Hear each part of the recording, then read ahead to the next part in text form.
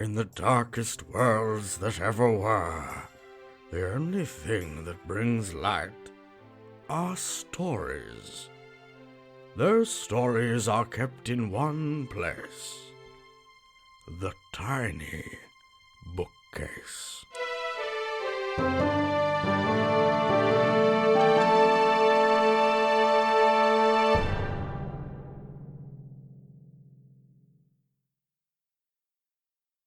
Hello, explorers of the Sacred Library.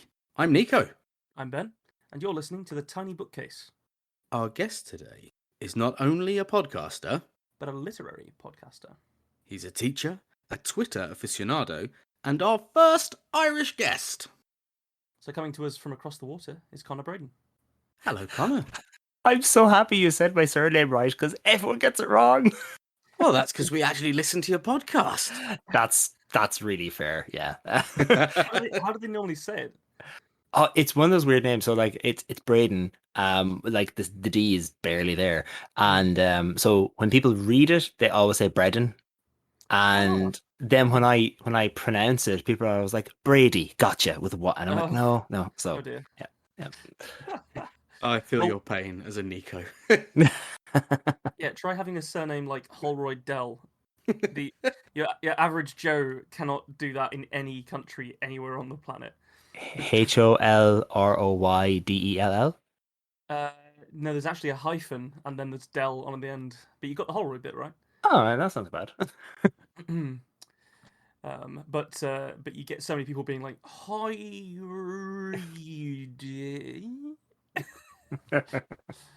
I have a very funny side story for you before we get stuck in. You can edit this out if you want, Nico. It's fine, and if you don't want to, that's your choice. It's your show. But my partner, his aunt, married a Chinese man, and she's this lovely, typical, very Irish looking woman. She's a nurse. She's very quiet and very soft spoken, that kind of thing. And she always gets a kick whenever she goes to like a doctor's office, and someone will call out, "Can I see Mrs. And then she gets up, she's like, "That's me." And they're like, no, we're looking for a Chinese woman. She goes, no, that's me. And she just gets such kicks out of it and shows like this little Irish biddy coming up with a Chinese surname. I really like that. I like this idea of challenging racial bias at all times. We had one of the guys we went to university with.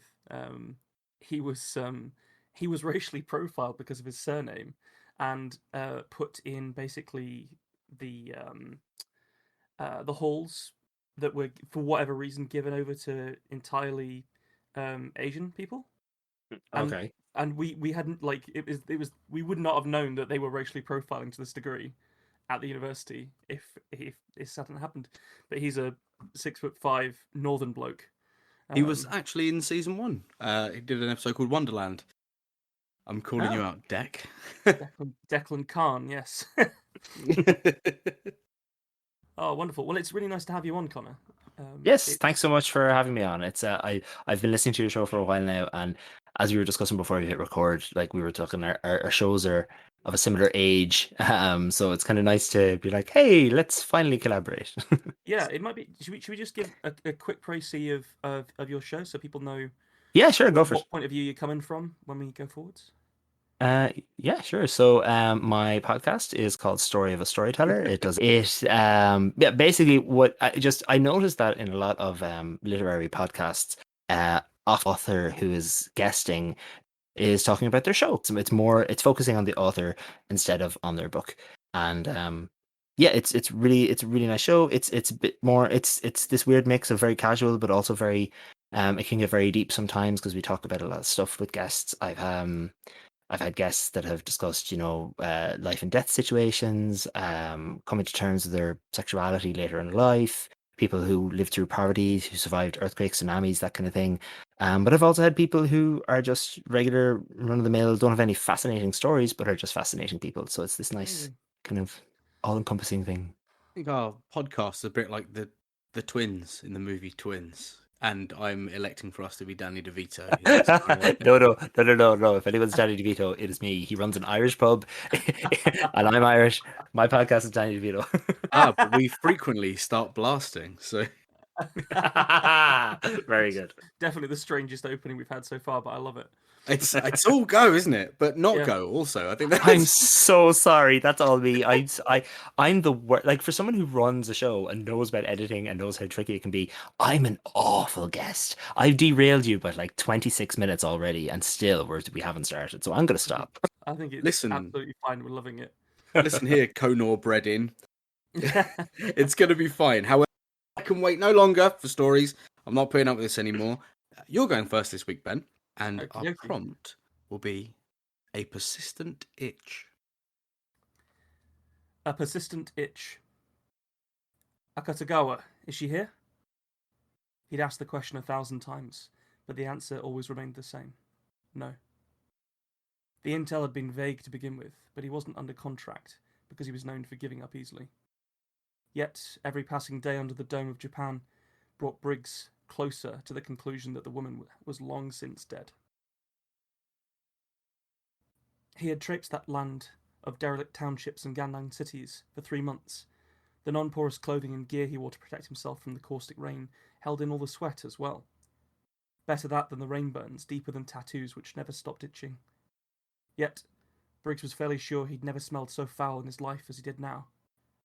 On several occasions it had been days between fully watertight shelters on his journey. The opportunists running such shelters had cut corners where possible, as their society degenerated about them. The scars on their exposed flesh where they had flensed rain burns from themselves were a testament to that. Briggs would only take his gear off to wash when he had satisfied himself that no rain could touch him. When Briggs had first arrived, his gut feeling had told him this job was going to go bad. After passing through into the dome of Japan via one of the Yakuza-controlled airlocks, he had seen the sunken land around him held in perpetual rain-soaked twilight, and knew this place was doomed. The whole world had gone to hell, but it was clear, once inside the dome, that Japan had gone first. A whole country rapidly sinking under the sea, and given over to ignoble chaos. Those domes, once the brightest hope in a dark future, were failing all over the planet, and the brain race to solve the problem had gradually shifted from a sprint to a marathon. Briggs himself had been born under a blue sky in the old English city of London, a few years before the waves took it. What was left of the UK huddled under domes much like this one, but theirs too were failing, and the sea was always rising. People are prone to panic, and rats still swim away from a sinking ship even if there are no other ships on the horizon.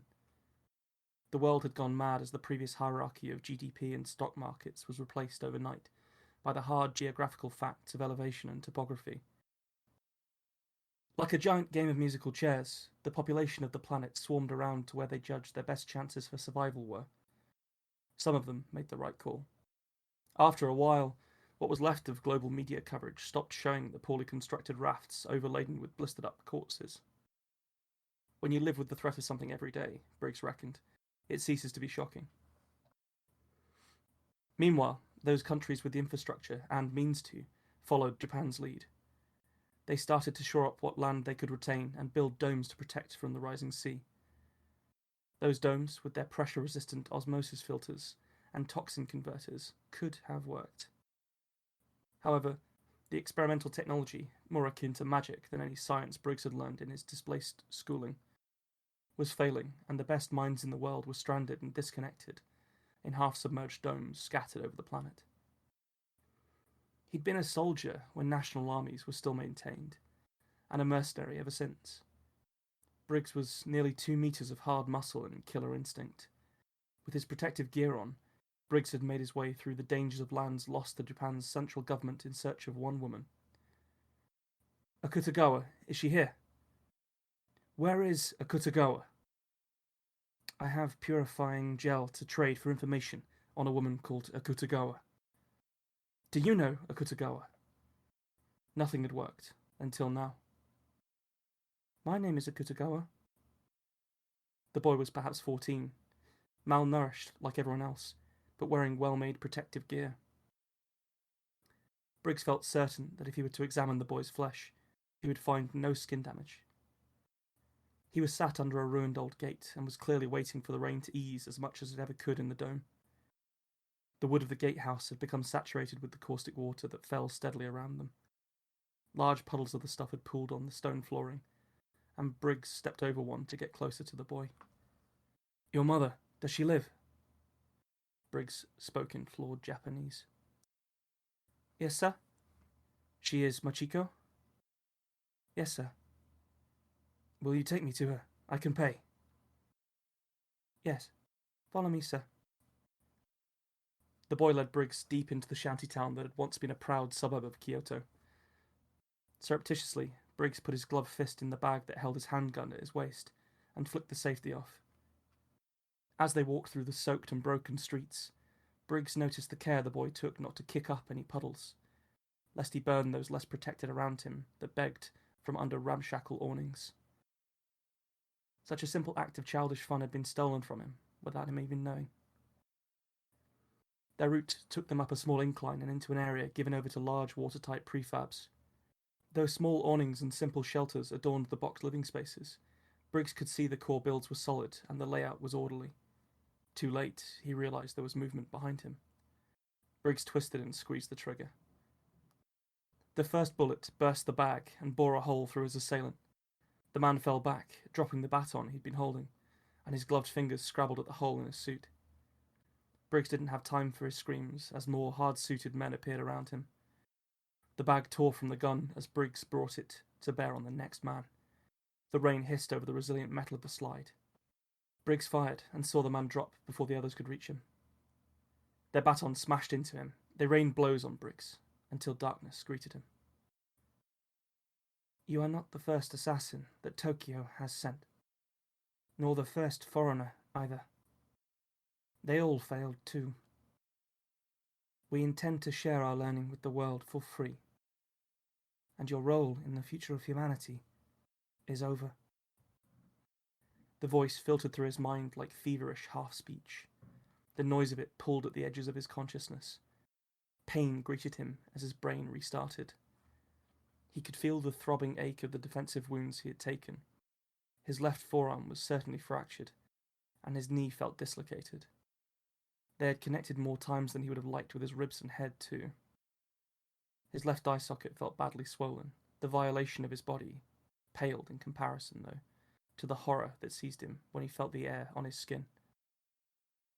Briggs realized he was half slumped under one of their awnings, his back to a prefab building. They had taken his suit from him. A small puddle by his sock-covered foot caused a spasm of fear to flutter through him. He looked about himself quickly. His assailant stood by, watching his fear with no obvious humour or enjoyment. Sat by him, with his gun held in her gloved hand, was an old woman. Through her visor he could see her eyes were stern and dark. "You will leave this place the same way the others left.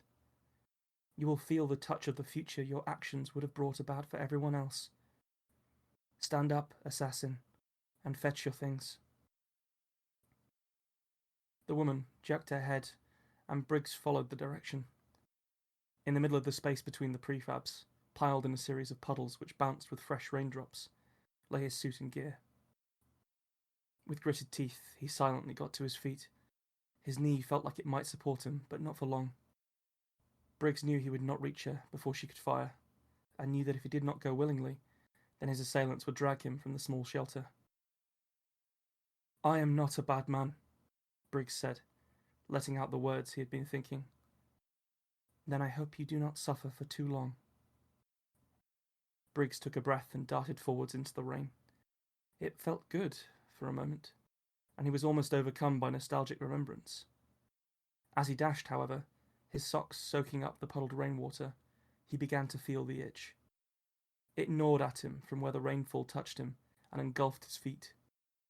He was involuntarily twitching by the time he reached his gear and scooped it up with his one good arm. Every moment he failed to protect himself was another patch of skin that would never stop burning and itching. Another patch he would have to cut from himself. He felt sodden.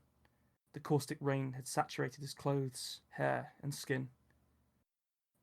Briggs's knee gave out as he splashed inside another one of their shelters. He collapsed out of the rain.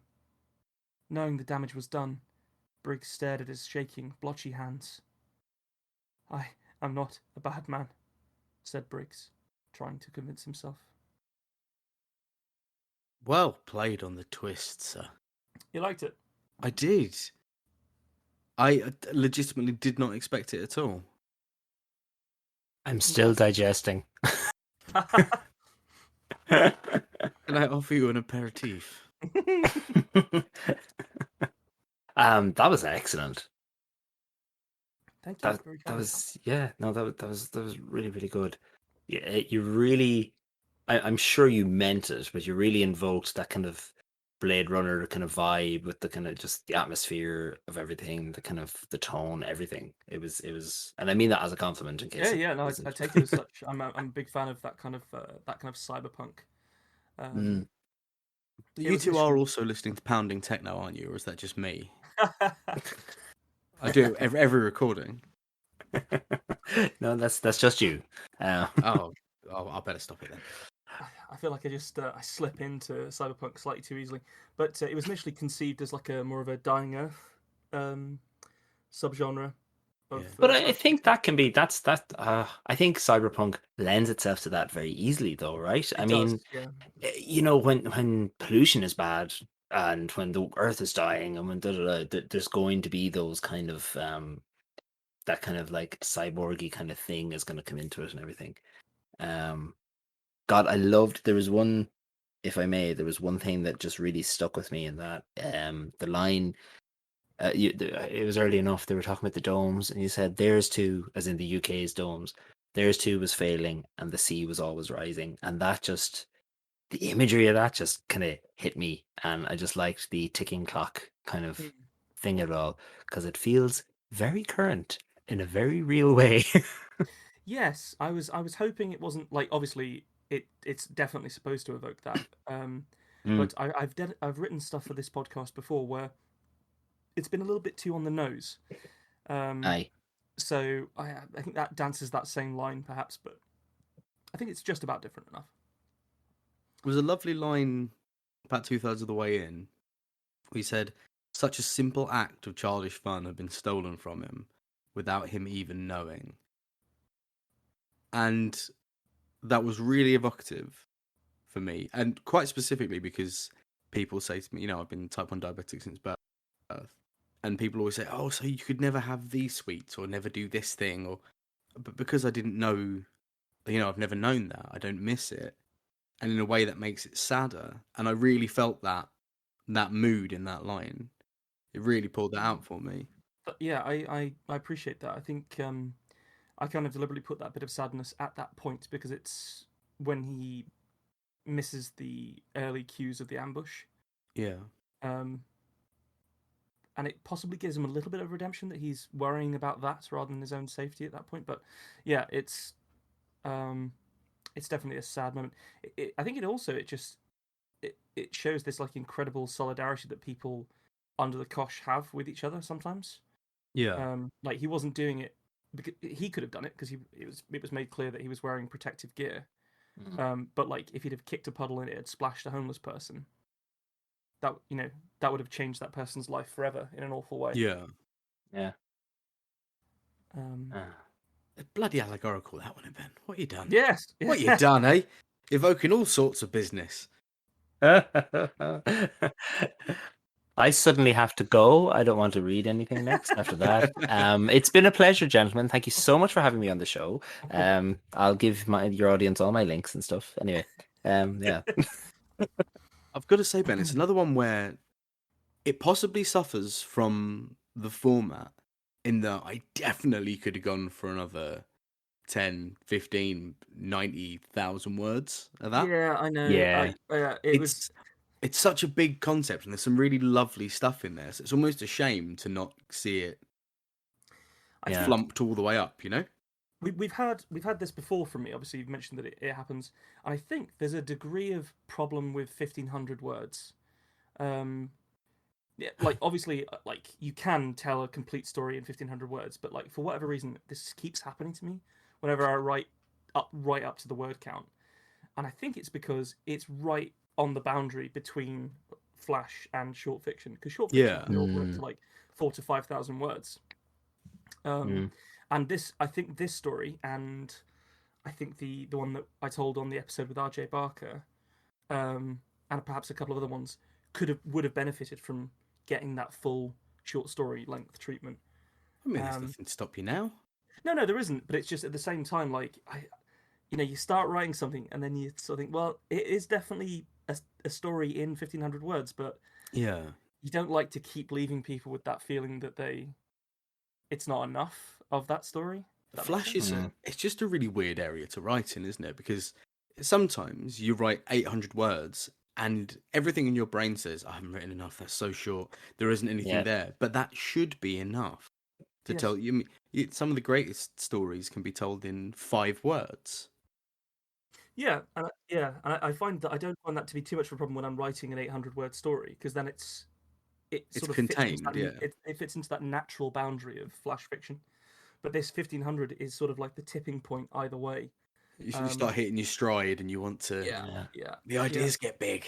But it can be so hard to winnow down when you're writing flash fiction, I think, because like I'd said to you before in our emails when we were setting this up, and that I had entered this years ago. I did it I did it twice, this flash fiction competition where you're given 48, you're given a prompt, an object, sorry, not a prompt, a object, a setting, and a genre, and 48 hours. And my biggest takeaway from that was, when you're writing flash fiction, there's certain things that a novel needs and that longer fiction needs that you can just drop with flash fiction. One of them being naming your first character, your primary character, for example, which sounds ridiculous, but when you think about it, when you let go of these rules that longer fiction needs, it can be weirdly freeing in a very limited way, if that makes sense. Definitely, yeah. The longer we go on with this as well, I find we eschew the rules for a little while, and then we'll come back, and we're sort of taking it in turns to fly all the way back to, let's go really by the books. I want to write a story, and then once again we start that cycle of branching out. And what if I just didn't use adjectives or these mad notions? But it means you end up with some really interesting writing just because you've set yourself a limit. I agree. I enjoy the process. It's just you sort of, at least I don't know what's going to come out by the end. Yeah. And so you end up in a situation like there's no way I could have taken 700 words out of that story. Oh, I feel that's what you think, and then you have a deadline coming, and then it's like, this has to be 1,000 words. Because I remember that competition I entered. I remember a first draft I had was 2,000. And it was, I finished writing it at like 11:30 on the Saturday night, and I had to upload it. I technically had to upload it at 5 a.m. Monday morning, but because Monday mornings I teach, I had to finish it Sunday night. And you'd be surprised at things you can drop when you're don't want to say when the gun's put your head, but you know what I mean. When there's a deadline and a rule, you'd be surprised what you'll be like. Actually, I don't need the world build. I'll just drop the person in there, the reader. Totally agree. Yeah, I mean, this is 65 over our 1,500 limit, so I'm fairly sure I could. I know, right? I'm fairly sure I could cut 70 words out, but my point there was that if I wanted to turn it into like the more flash end of just this wouldn't work. It's too long, too big a story to work in 800 words. I think you can have I kind of see it as you can have a room, but not really a whole world if you're going down to 800. Possibly, yeah, or just told in a different way than the way. With this one, maybe that was a bit glib. Yeah. It's So the other thing here is that can you tell that I'm jonesing to watch some Kurosawa? You can almost see the ink in the rain, can't you? It does come across. Like Kurosawa, you make mad films. Okay, you don't make films, but if you did, they'd have a samurai. If anyone gets that reference at home, congratulations. That's a bleep. Excellent. Well, let's have another story, I think. I reckon so. I think Connor. Yay! Definitely went a completely different direction. Brilliant. And I also I don't know if you know this, Nico, but the listeners definitely don't. When Ben gave me the prompts and I chose Persistent Itch, I was like, no, I need more. So I asked for 3 genres in which to write. I picked your genres. Oh, it was you, Nico. Oh, No, sorry. I sent the email, but okay. Nico was with me when we were picking, and yeah. I'm with you. Right. Well, now I know who to be mad at. Because I was looking more for horror, sci-fi, fantasy. But no.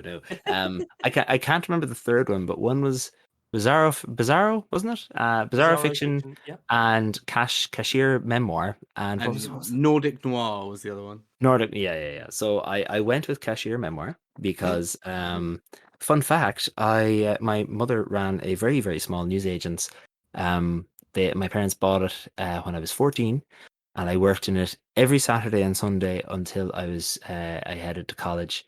No, even then during my first year of college, I worked most weekends as well and most days after school. So I have a lot of cashier memoir in me to draw from. So this was quite fun. Wait, I look forward to hearing your cashier memories. Yeah, here we go. It's all fictionalized, but it's vaguely. You'll see. Anyway.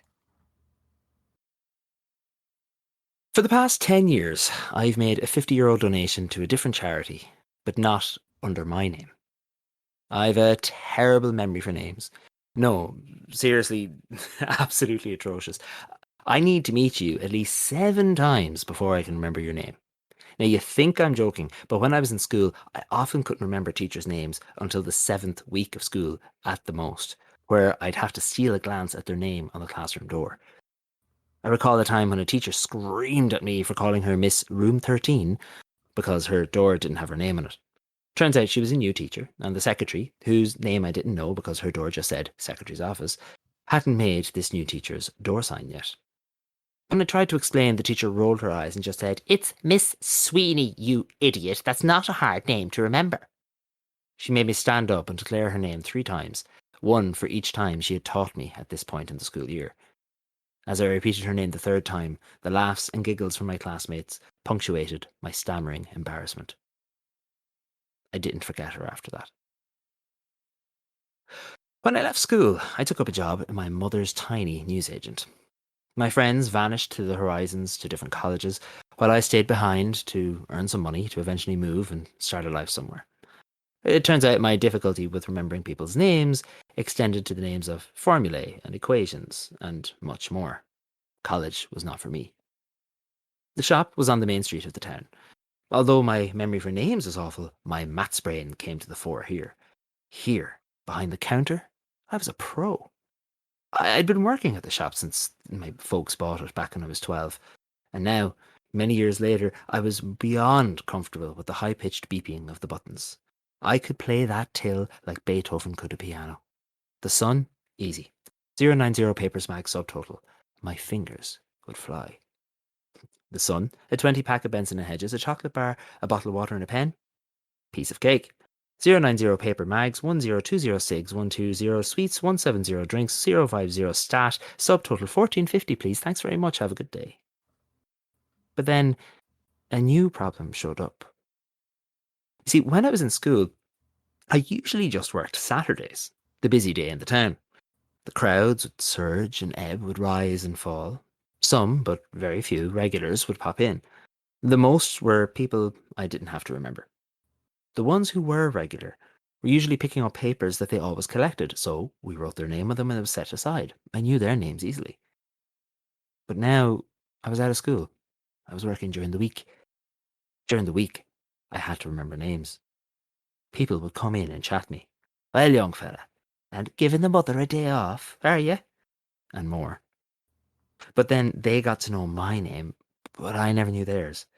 There was no door with a name in it, no papers set aside. No name tags, no IDs, no hints, no clues. The only help I ever got was in between shifts, when someone else would be coming in to relieve me, or I'd be coming in to relieve someone else, and a regular happened to be there. I kept customers separated in my head by something else. It might be their typical clothing. There was Lady Bluecoat and Mr. Plaid Hat, for example. Or it might be based on what they bought. Horse and Cart Magman and Silk Cut Pepsi. The only help was just when someone else was coming in and helping. Peggy, how are you doing? Tom, how's everything? Oh yeah, not a bad day, Betty, but it was lashing earlier. Then I'd write down the names. Lady Bluecoat was actually Peggy. Mr. Plaid Hat was Tom, and the true identity of Silk Cut Pepsi was Betty. I liked that that one almost rhymed. But there was one man, whom I called Persistent Itch, that never showed up when there were other workers on. Only ever me. He was old. And I don't mean old in the way a 19-year-old thinks anyone over 25 is old. I mean he was as wrinkled as a prune. He usually came in early in the afternoon on Wednesdays, before the cattle mart opened. He ambled in after the smell had already come in from him. Anyways, he was always dressed in a suit that looked like it was last washed sometime around the fall of the Berlin Wall, and was constantly, and I mean constantly, scratching his head as he walked in. "Joe," he'd utter, nodding at me. The first time he called me by my name, I was confused. I don't recall him being in here before. How did he know my name? It was a small independent shop. It's not like I had a uniform or a name tag, so how? "Well," says I, "how's the man?" How's the man was one of my go-to phrases when I couldn't remember customers' names. "Ara." Persistent Itch removed his felt cap and shook the rain from it. He scratched his head and replaced the hat. I smiled. "You know yourself." He shuffled across the shop floor, small as it was, and browsed the drinks fridge. He always seemed to be looking for something new to drink, but never bought anything other than Lucozade. Rarely he would take down a can or bottle of something. Even more rarely he'd walk across to the counter with it. But when it came to buying something, he'd tut, shake his head, and put it back, buying Lucozade instead. Today he stared lovingly at a bottle of Pepsi. It was a new design, but he reached for the Lucozade. I felt my shoulders droop a little. "So how's tricks today, Joe?" "Grand, really," I said. With other customers, I'd start playing my piano there and then, masterfully typing up the prices and getting ready to announce the total. But with Itch, I didn't. I knew what he was really here for. "The weather's brutal, isn't it?" "Oh, aye." The conversation threatened to go the usual route. "Did you watch the football, or the hurling, or occasionally rugby?" I remembered an old film I loved as a young fella. Did you ever hear of it? Or even the occasional book recommendation? But today, on this odd and rainy day in June, it took a sudden turn. "I saw on the news there that it's Rainbow Month." He gestured towards the tiny gay pride flag I had sticking up from the till. My mother, or my boss as I should really think of her, whatever you wanted to call her, didn't know. She knew I was gay. I came out years earlier. But she didn't want me to have a window display for Pride, or wear a Pride-themed t-shirt or anything.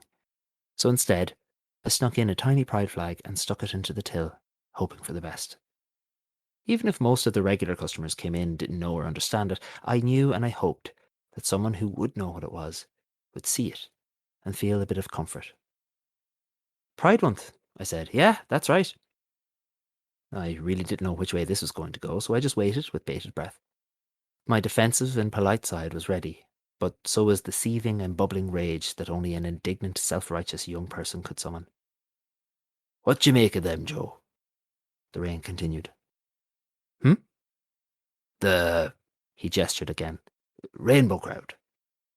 "You mean the LGBT community?" "Yeah." Do I out myself? "I think they deserve far more love and respect and admiration than they get." Okay, relax, Joe. That wasn't outing yourself, but it was definitely staking a claim. "Grand," says Itch, and scratches behind his left ear. "Aye. Grand." He slipped a fiver onto the counter and opened the Lucozade. Before I had my chance to give him the change, he was walking out the door into the rain. Sorry, your change." "Keep it. Give it to the rainbow crowd." From then on, Itch came less and less. I thought nothing of it at first. Maybe he was offended that I was, at least in his eyes, an ally. For the next year and a half, as I saved and saved so I could move somewhere a bit more youthful, a bit more free, Itch was just a little different. He smiled a bit more when it was just us, chatted a little more openly, and often released some extra change, telling me to give it to the rainbow crowd. I gathered up the change he gave, eventually letting it build up to €50, and donated it. I wanted to donate it in his name, but ashamedly, I still didn't know it. So I decided to wait. I built it up some more, the money eagerly awaiting that I pluck up the courage to ask him his name. I was working late on a Saturday. It was November now, and the evenings were dark, really early. And one night, as I was readying the shop for closing at 9, Itch walked in. I could tell he was drunk. Very drunk. There was a pub right next door to the shop, so drunken old men stumbling into the shop wasn't a new occurrence, but Itch? On a Saturday? And drunk? This was new. Joe, good man, you're closing up. I am indeed. You'd be wanting some company? No, thanks, I'm grand. She usually get on home. There's nothing there for me, he said. Just the TV and a cold bed. I froze. This wasn't the normal back and forth for us. That's it. Just a cold bed. No one there. 50 years ago tonight. What is? My mind rolled through the dates I remembered from school. I had a good mind for dates, just like with maths, really. He died. Who died? My, Rainbow Man. He leaned against the drinks fridge as I tried to process what he said. He loved Lucozade. He took his Lucozade from the fridge and sighed. I never really liked it. Who liked Lucozade? Patrick. The man I always wished would. Well, he died. Tractor accident. His father and mine were great, you know. He walked to the counter, and I thought I saw him wipe his eyes. Anyway, I often wondered what it'd be like if he hadn't got killed. He was a beautiful man. Itch threw the 50 onto a counter and walked away. Give the change to the rainbow crowd, I finished. Itch stood in the doorway. He was my best friend, you know. I never saw Itch again. I didn't know if it was shame or something else that kept him away. 2 years later, I heard he'd been found dead in his home. I didn't really understand why, but I cried when I found out. Mum finally told me his name, accidentally, by sending me his obituary. R.I.P. Joseph McMorrow. Bachelor. Farmed his family farm for many years. Died peacefully in his sleep. I immediately opened my laptop and scrolled to the first charity I could find and donated under his name. That was wonderful. That was a really lovely story. Very lovely. Thank you. Bit different to Blade Runner. Yeah. And very eloquently told. I loved the voices. You got so many different voices into those characters. From the Miss Sweeney character through to Itch. Yeah. That was really nice. It really brought it alive for me. And considering it was something of a slice of life piece, that was a massive help. Like I know you said it was a little bit dolled up, a little bit fictitious, but it felt brutally honest. Oh, okay. Thank you. Which is yeah. If not honest, at least earnest. Yeah, I know what you mean. Like it's yeah. So like Itch isn't real. No old man half came out to me working in the shop or anything. But there was a lot of so the shop my parents ran unfortunately closed down because the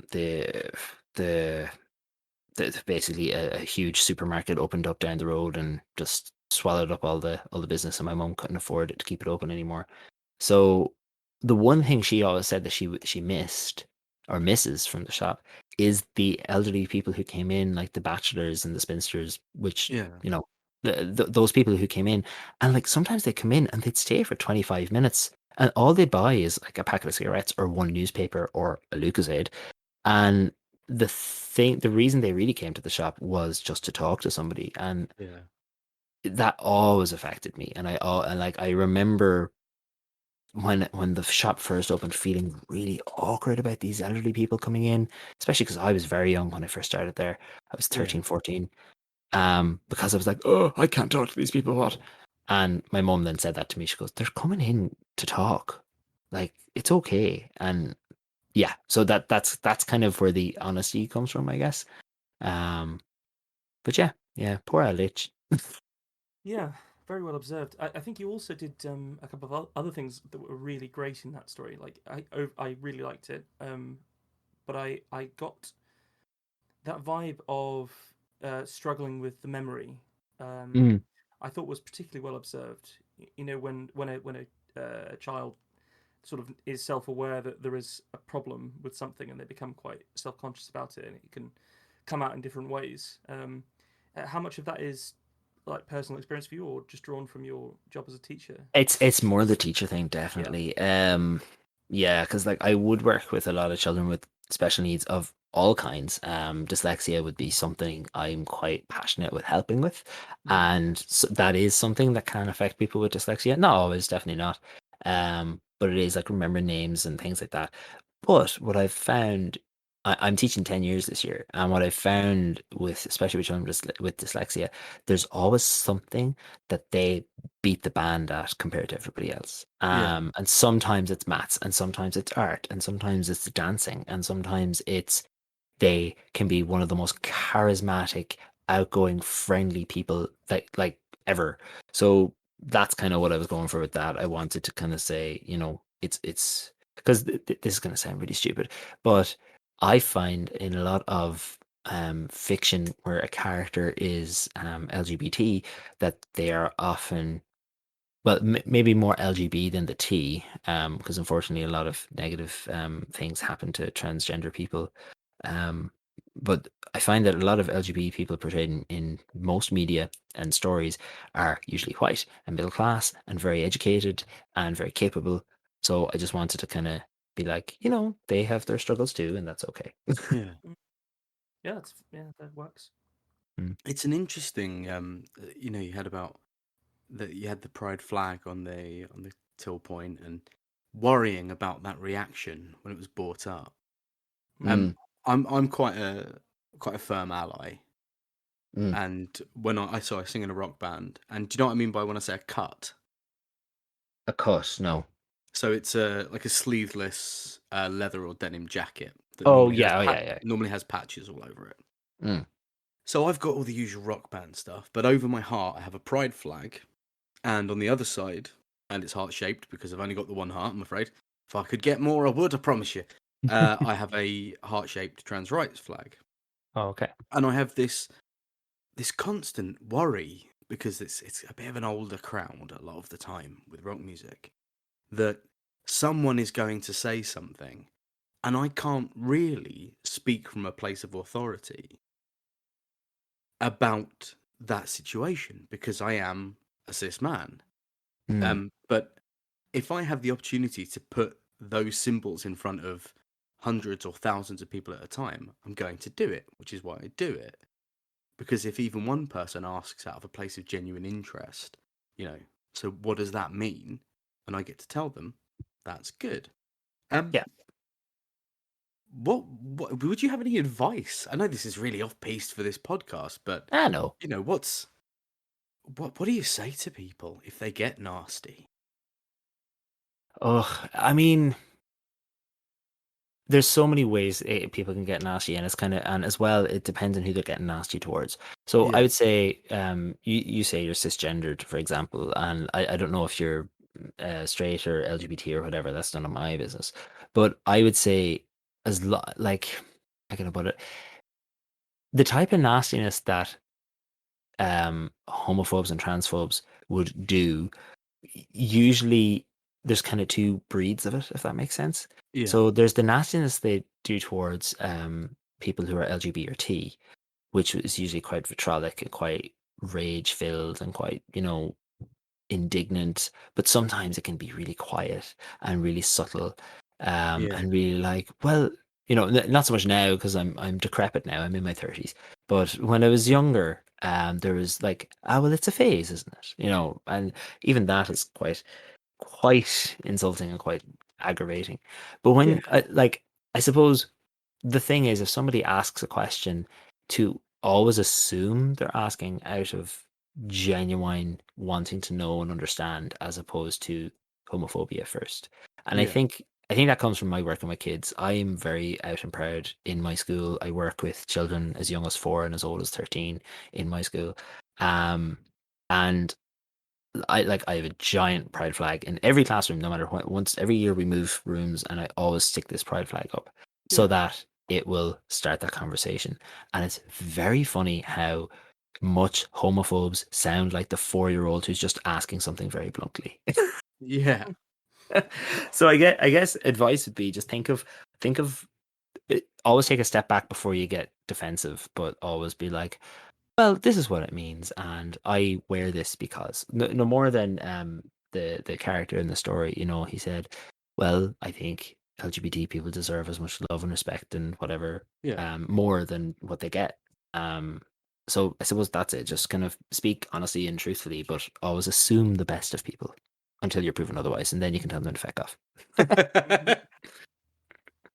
Oh, full of twists today, aren't we? Very good. I would just say before we move on that I really enjoyed the way that you constructed your story on a sort of like a building blocks level, like the way that it layered and the way that the stuff that you were doing at the start fed neatly through it to make a good point at the end. Okay, yeah. I think that worked very nicely. It's a real sign of a good storyteller. I think so. Nice work. You set up a lot of it sort of emotional weight for the character right at the beginning when he'd forgotten ironically, I've forgotten the teacher's name. Miss Room 13. Sweeney, yes. Sweeney. Thank you, Ben. But the sad way that you said, I didn't forget her name again. It's like, I felt that childhood trauma. Awful. Terrible person. I often write, whenever I write about it, so there's 2 things I'll say. One is I wrote the beginning when I finished the story, and I always do that. I'm always like, okay, especially when it's something short, I'm always like, well, this is where I ended up, so now I need to signpost it at the start to make it a satisfying read. So that's cheating. I mean, yes, thank you for saying it's a sign of a good storyteller, but it's also a cheat, and it's a little hacker tip for any writers out there. Go back to the beginning. It's fine. No one knows that you wrote it out of order. It's all an illusion. And then the other thing is, when you said about Miss Sweeney, the teacher, first of all, there was a Miss Sweeney who did teach in room 13 when I was in secondary school, and she was horrid. But so that's totally factual. Miss Sweeney. Yeah, you've been called out, you bitch. Yep. Yeah, hear me? Oh God, no. Sweeney, you bitch. She in 20, I was long gone from secondary school into 15, but she was horrible person. But she actively campaigned to the kids in the school to vote no for the same-sex marriage referendum here in Ireland back in 2015. So I'm just like, bye, whatever. But no, what was I going to say about the thing? Yeah, whenever I write kids, I don't know what it is. Whenever I write children or scenes from childhood or something, I always write the nastiest, most horrible teachers, which is ironic because I strive to always be the exact opposite of any teacher I've ever written, and I don't know why I have to do that. Maybe I'm purging the nasty teacher on the page so I can be a nice teacher at work. I like that. Well, we've got a third story. Yes, we do. From our very this is a mood shift. I mean, we have been all over the map today, so I think you're in keeping if you go. It's been an emotional roller coaster. Let's have it. A persistent itch. I don't remember a time before them anymore. It can't have been that long, if I am truthful with myself, but they consume me. Perhaps literally.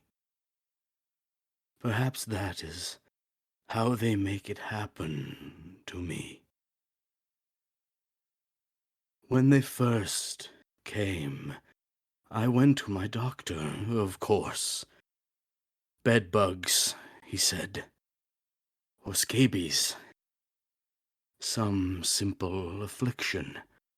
Clean your sheets. Apply the cream. I tried it all. Doctor, I tried all of your lies, but nothing can take away the stinging. Like tinnitus for the flesh it is. My body aches from its convulsions. So deep is that writhing, burning sensation that crisscrosses me. I know that it is them biting me. I know because I hear them whisper to one another when they think I am asleep. But how can I sleep? How can slumber visit one so afflicted as I? What hope can I have of ever being restful when I am filled with monsters? They gnaw at my flesh, and with it, my sanity. I feel it run as rivulets across a mountain stream between my fingers. I grasp for them, but they burrow and squirm. They escape my probing digits, and into my being they go, scraping and scratching. So what can I do but join them? Beat them at their own game. I was distressed when my nails came away at the beds. Slowly at first. It was the pressure of carving the furrows in my attempts to release the creatures from within my body. It was too much for the soft flesh. I dare say these parasites of contempt ate away at what tissue remained, until all I had left was soft fingers, unable to oust them from their temple to suffering, unable to make myself free once more. I see them now, my scattered nails. They hide amid the fronds of carpet. Sometimes, in my pacing, I found one.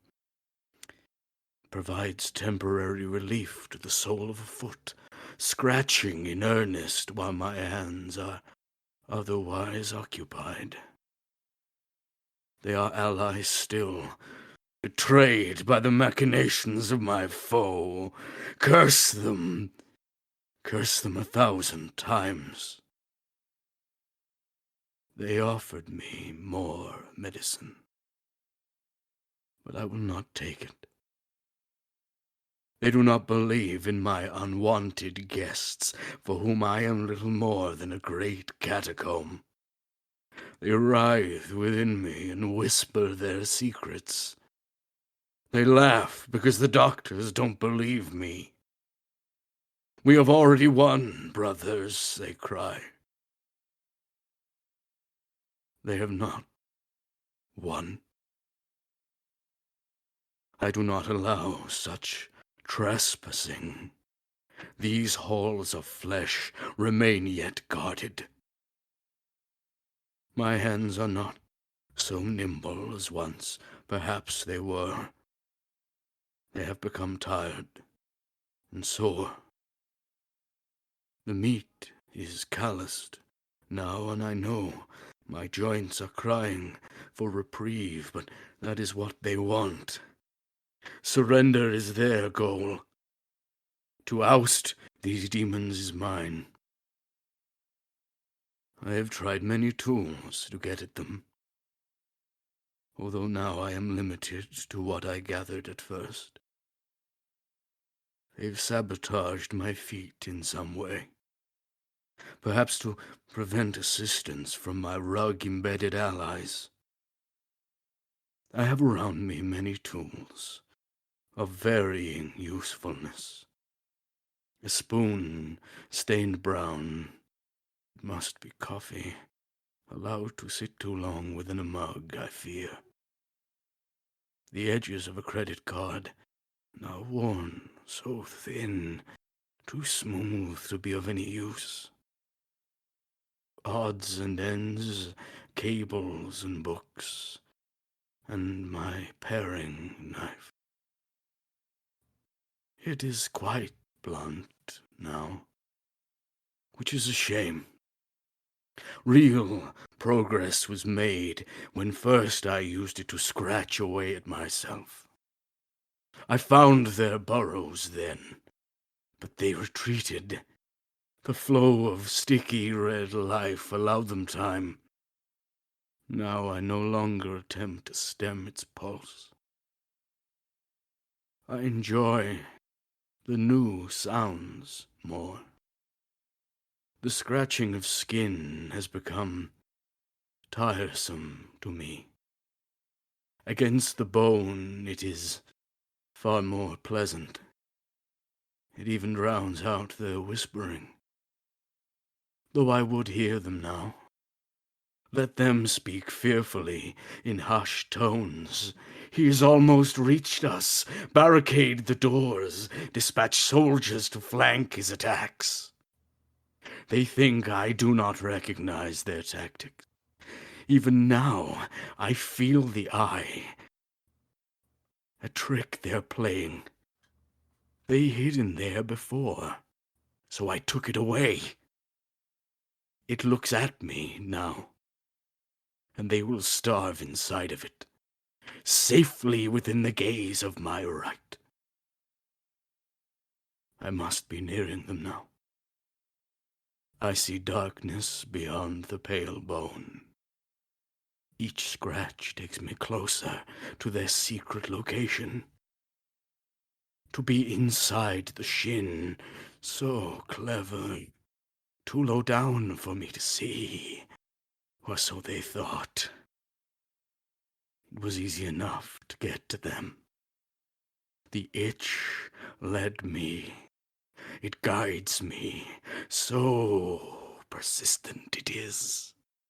It is their one weakness, and I have exposed it. I'm going to win this war. I will be remembered as a great general. Fearless. They cannot win. Soon I will be inside, and I will push them out. Caught out by their persistent itch. Well, that was fucking breathtaking. You're only supposed to blow the fucking doors off, Nick. Sorry. No, this is unfair. I didn't think we were allowed to be that good. What a voice. Apply the cream. Oh. Ben? Yeah. You agree? Yeah, I totally agree. I thought I think all of our listeners are well aware that Nico has excellent vocal range to portray characters, but this is a particularly good pairing of the character being so well described and thought through and inhabited, and also this fascinating voice that you've used. Yeah, the voice. This is going to sound so stupid, but the tone of the story and the tone of the voice matched perfectly. Yes. You know?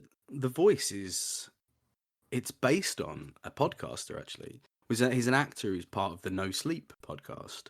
And his is a bit less breathy, and he always speaks in this way. And when I'd written it and I read it back to myself, I heard it in his voice. And I thought, I've got to find a way to incorporate that voice and make it my own so that he doesn't accidentally hear it and tell me off. But yeah, it really, I was immediately hit by that character after I'd written it. Yeah, I thought it was intensely great. But the voice aside, I thought there was a really serious degree of phrase smithing going on there. It was excellent. Like the tinnitus for the flesh was one of the first things that really caught my attention. I loved that as well. Yeah. And I also learned how to pronounce that right because I thought it was tinnitus. So there you go. May well be. But there were little bits like that throughout, and this is something that's, I think, becoming your voice as a writer, is this really insistent tone of consistent, excellent phrasing, like turns of phrase, and you use it beautifully in this story and in others to just drag the reader to exactly where you want them to be. And I found myself itching my hand listening to you. Oh, that's fantastic. So yeah, I was the same, but in a different way, if that makes sense. For me, I love horror films, and I love I don't say I love gore, but I can stand gore. But there's certain things and phrases and imagery that just gives me you know that feeling. Some people like nails in a chalkboard or biting a woolly towel, or those things that just kind of make you go like that. For me, it was when he starts scratching his bone. I was like, no thanks, and I nearly took my headphones off because it was just that combined with the voice. I was just like, this is vile. Why did I agree to be on the show? And then I was like, well, that's the point of the story, wasn't it? The point of this story was to get the reader feeling that discomfort, in some way. So you played a blinder there, man. definitely, Thank you. The paranoia of they sabotaged my feet somehow. Mm. I really got on with that phrasing. I couldn't tell you why, actually. It really stood out for me. I thought it was phenomenal. I thought the whole thing was fantastic. I think that's the closest thing that I think that you've done to this story was the first episode in season 2 with Chris Beckett. Yes, yeah. Where you were so consistently in that character's voice for a shorter story. And in both instances, it's been wicked, and obviously you've applied it in other ways in other episodes. But it really reminded me strongly of that one. I'll take all of the compliments most gladly. Yes, well, I think good work to both of you. I've just had a really nice time listening to two very different, very well told stories. So that's been and lovely. to you, young man. Yeah, Ben, don't be dissing yourself, man. Well, so we had Blade Runner, and we had something you'd read in a Sunday paper, for me, and then we had a horror story. So this was really. Before we go too far away from your thing, Nico, I wanted to say 2 things. One, I wrote down 6 different sentences that you will see in future works of mine, but I will claim as mine. So you're gonna. So one was first of all, your opening line was great. Because it just straight away got me oh, but why? What's going on? It was like, I don't remember a time before them. I was like, but who's to them? And why don't you remember? And what's going on? So that was fantastic. Parasites of Contempt. I see darkness beyond the pale bone. Surrender is their goal. To oust these demons is mine. All these were just class. Just excellent. And also, it really reminded me of a very old short story. Which is near and dear to my heart for a bizarre reason. So did either of you ever read or hear of The Yellow Wallpaper? Oh yes. Did you get that vibe from Nico's story as well, Ben? Yes, the deranged madness of yes. Yeah, that's a really good analogy. Yeah, I don't think I have read that one. I'm so happy you said that, because when I first started writing, I was 13. I started writing short stories, and then I started getting. Then I was 16, and I was so cool and edgy, so I started writing really dark stuff.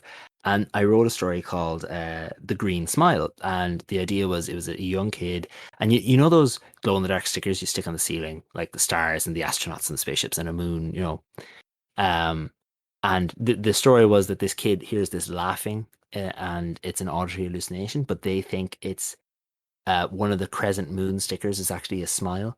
And similar to your story, Nico, and similar to The Yellow Wallpaper, it was this gradually driven insane and then a tragic ending. And I wrote that story, gave it to a teacher, and they were like, yeah, it's very like The Yellow Wallpaper. And I was like, what's that? So it's interesting that you wrote something like The Yellow Wallpaper as well as myself, and didn't hear of it, because I wonder, is that just that kind of vibe something that's just in everybody somewhere? It's because The Yellow Wallpaper will get you whether you let it or not. Yeah, exactly. Apparently. Fascinating that we're talking about it, actually. I haven't thought about The Yellow Wallpaper for like basically since my first year of uni. But yeah, it's that very important bit of early feminist. And it's from like the early 1800s, isn't it, Ben? Like it's quite old. Yeah, it might not be for early actually, but I think it might be later. Yeah, but it's definitely in the 1800s for sure. yeah.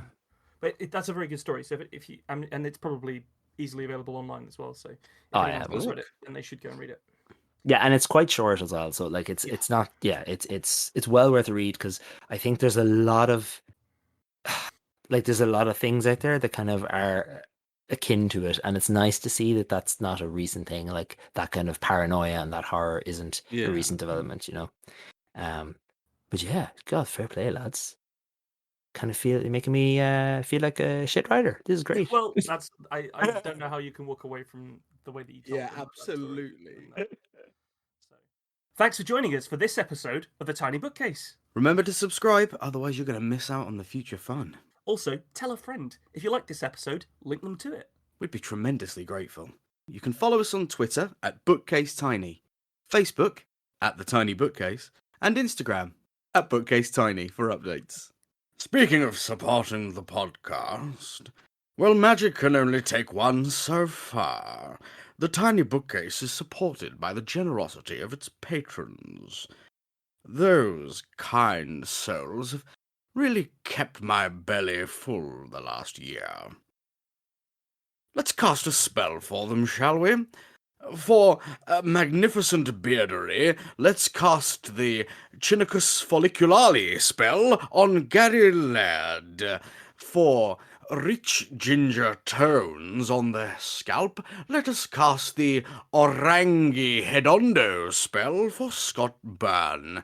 And for general fabulousness, why not the Ooh La La, How's Your Mother spell on Matthew McLaren?